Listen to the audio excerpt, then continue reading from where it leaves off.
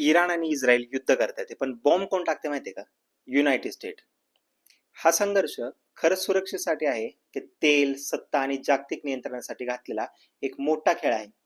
आज आपण भावनेत नाही तर लॉजिकने विचार करूयात. नमस्कार मित्रांनो, तुम्ही बघत आहात प्रतीक बोलतोय.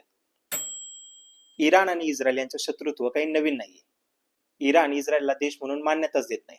इस्रायलला वाटतं की इराणचा न्यूक्लिअर प्रोग्राम भविष्यात मोठा धोका ठरू शकतो.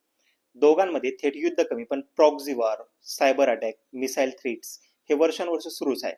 पण आता प्रश्न आहे की अमेरिका एवढ्या ह्याच्यामध्ये ओपनली का उतरली आहे? मिडल ईस्टमध्ये अमेरिकेचा सर्वात विश्वासू पार्टनर म्हणजे इस्रायल. त्या भागात अमेरिकेचे सैन्य तळ आहेत, इंटेलिजन्स शेअरिंग आहे, टेक्नॉलॉजी एक्सचेंज आहे.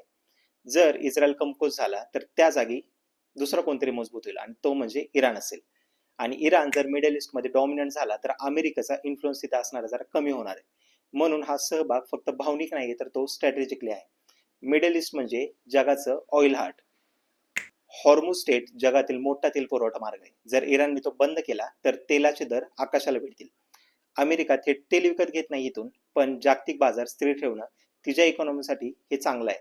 ऑइल कंट्रोल म्हणजेच ग्लोबल लेव्हरेज. जगातील सर्वात मोठ्या डिफेन्स कंपनीज कुठे असतील तर त्या म्हणजे अमेरिकेत. युद्ध वाढलं तर अनेक देशांना त्याचा फायदा होईल. युद्ध वाढलं की देशांना शस्त्र हवे असतात. मिसाईल, ड्रोन्स, डिफेन्स सिस्टीम सगळ्यांची डिमांड वाढते. खूप मोठा फायदा होतो. आता हा संदेश फक्त इराणला नाही, तो अप्रत्यक्षपणे चीन आणि रशियाला सुद्धा आहे. अमेरिका अजूनही सुपर पॉवर आहे, हा जिओ पॉलिटिकल सिग्नल आहे. जर अमेरिका शांत बसले तर तिची इमेज जरा थोडीशी वीक होऊ शकते.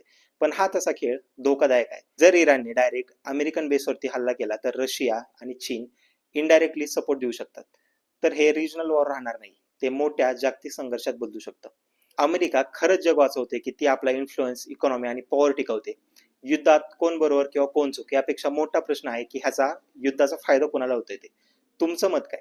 कमेंट मध्ये सांगा आणि अशाच व्हिडिओसाठी आपल्या पेजला फॉलो करायला विसरू नका.